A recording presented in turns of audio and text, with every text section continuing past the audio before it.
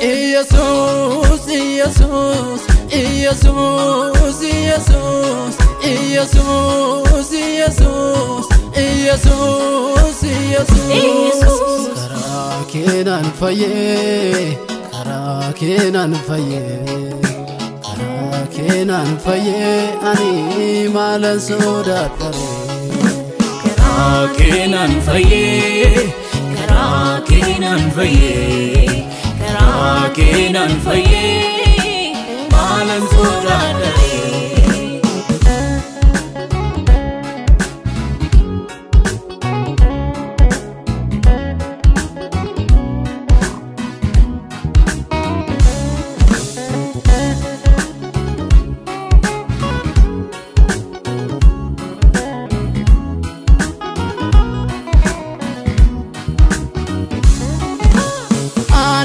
Sodado hirkona aftateta akananin kufneti harka ko gabdeta fulduratane mamale fuda chufi gomboko ergatin aftate Jesus karako Jesus karako Jesus lugako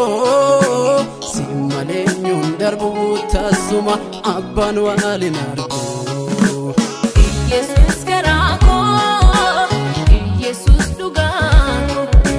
simalenyon darbu tasuma abban walinarko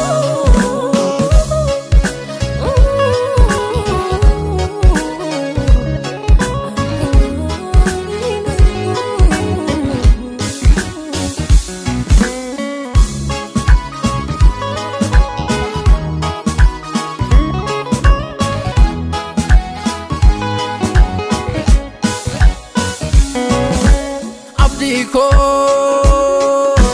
wakaga pondoma abdiko singi tonjiro anafi tasuma gomkuma abdiko pondoma naftate ati wakara gadbute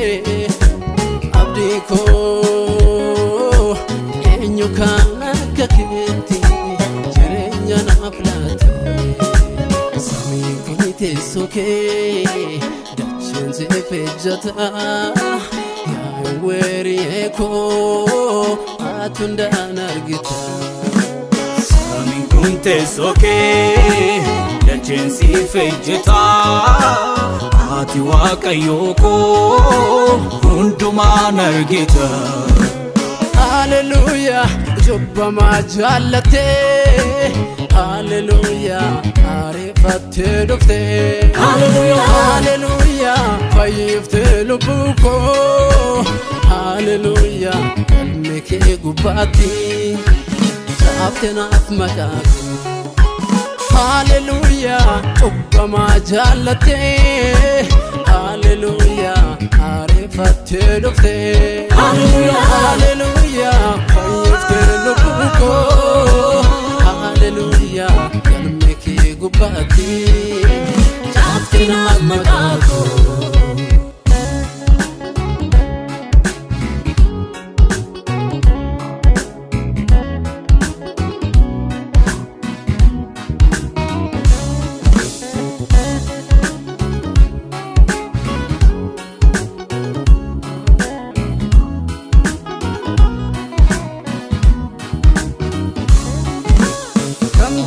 Kamnisu danuda olmanke lakkain tumuru naradar bekanke enyu si fakesu atogi tangabdu